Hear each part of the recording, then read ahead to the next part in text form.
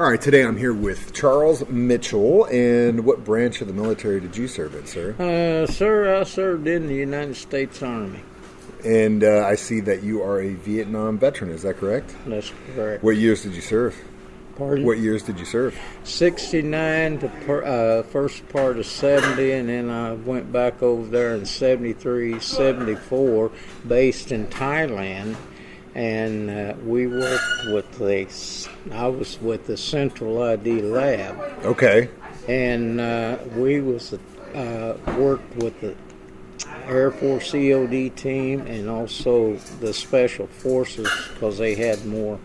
And we was going back into Vietnam and digging up the bones and bringing back to identify. Wow, what a job! And we had to go in unarmed and use the South Vietnam Army as our protection. So Fort Lee had set this all up. And we were supposed to have one team back here cleaning up their equipment and doing different reports, and another team. We had a class down at the lab, and the colonel come out, and we asked him, "Sir, we was sent over here to do a job, and we can't do it." And he said, "Well, the South Vietnam Army doesn't want us in there because they're afraid there'd be another Vietnam War." Conflict. And December 73, we got a Captain Reeves killed. The embassy didn't get the people out on LZ, and they come into an ambush. His chopper landed and unloaded.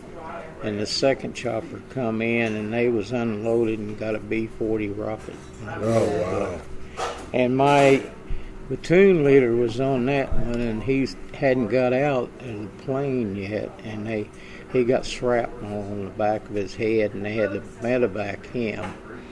So Captain Reeves give everybody cover on the ground, and he throws up his hands. "We're unarmed, we surrender," and they shot him.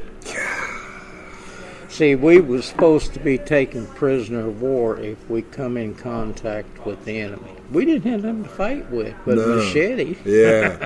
Well, and that's got to be it's an incredible, honorable job and what you guys were doing in your mission. But man, you had to climb a mountain to do that.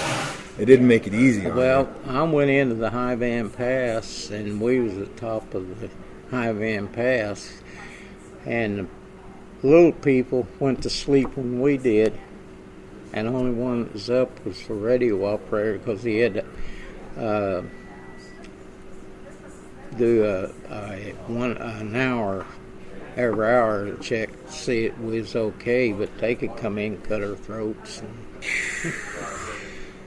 So as I came back to Fort Bliss, and I worked in personnel for a while, and my MOS was moral activity, and I stayed there for about 18 months. They shipped me back down to the 553rd Field Service Company, 70th Ordnance Battalion there at Bliss, and I worked the mortuary office. Wow. Also a very tough job. It was. We had a guy get killed out on the range, and he was married to a Korean girl, and she didn't know what to do. You know, she was new in country, and she was about ready to take the body back to Korea, you know.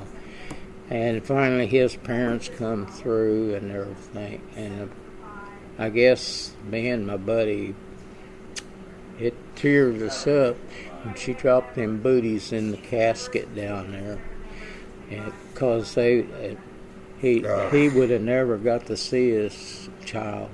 He was dead and everything, and it was hard.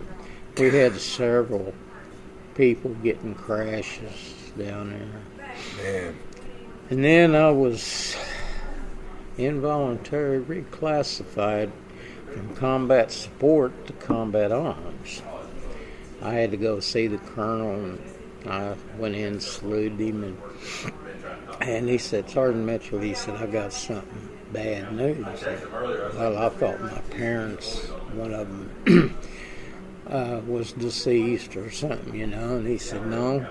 He said, you're going to be involuntarily reclassified from a combat sport to a combat arms, and you're going to be an armored cavalry scout. And we'd be out ahead of the whole unit, scouting the enemy out. So as I knew I was going to Germany, and I knew I was with the 3rd Armored Cavalry Regiment at Fort Bliss, which they was up in Jefferson Barracks, and when the Mexican Indian War come on, you know, and they shipped them to Fort Bliss and everything. So as I didn't want to go to Germany, because I knew if I got to a cav unit, they stay in the field. So I said, well, I want to volunteer for Alaska. And I called my branch and told them, I said, you'll never get Alaska. So I said, if you write us a personal letter, we'll put your name in the computer for Hawaii. And I would have went to an air cav unit where we had searched from the air, still on the ground. 2 weeks later, I came down and levied for Alaska, and that's what I wanted.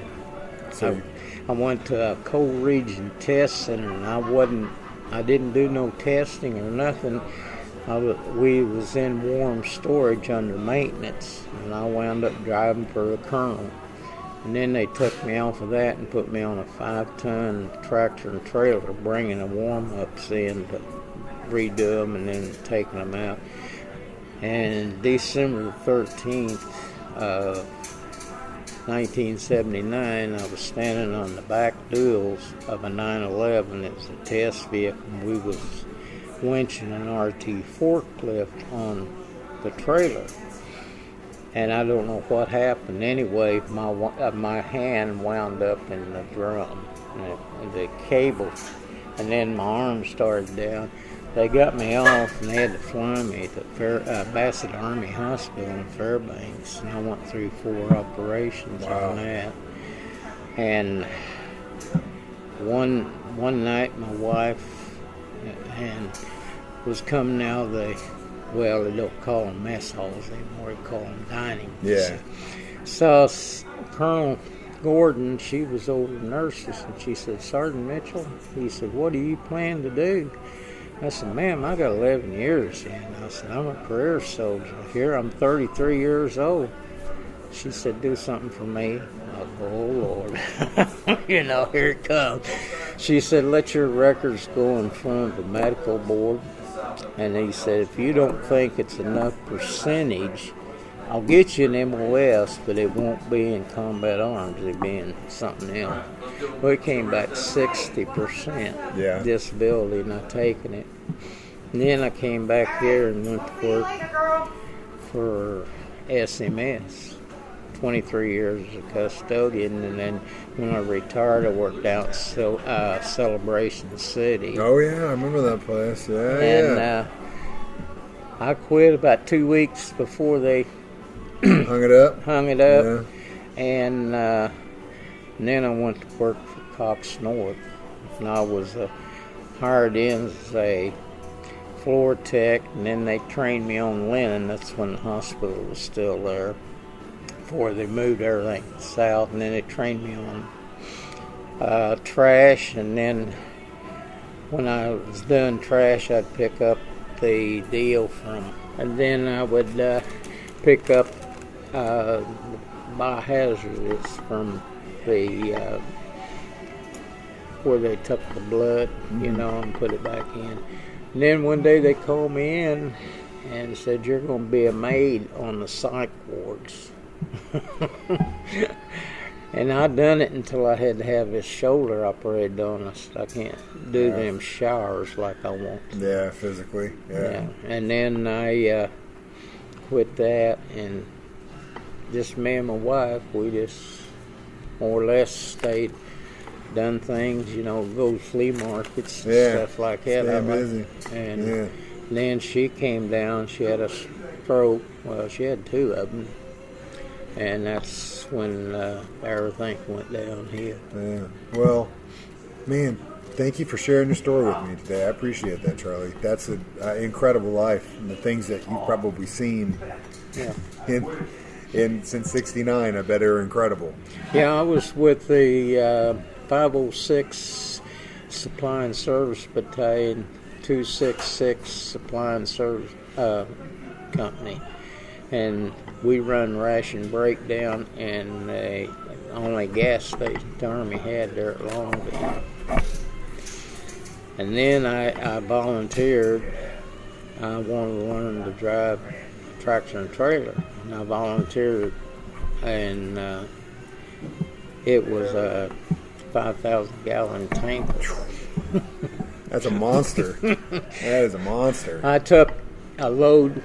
Well, the sergeant took a load of JP4 over at 199th Infantry Brigade, but that's what he really wanted. I had diesel fuel, but he said I needed JP4 up at Swanlock with the 11th Cav up there, Black Horse, and I went through that rubber plantation, big old craters in the road. I bet that was a little First time little puckering with that load. Yeah, first time I went up there, me and a E4, I was kind of like a guard, and he said, hold on, because he said, I'm not stopping. He said, I'm going to hit these deals in the road, because he said, I don't want to get stopped, Yeah. and everything. And I made it. That's good. Well, food's here. Charles, thank you so much for your service. Again, thank you so much for sharing your story with me today. And thanks for coming to lunch. You're welcome. You're welcome.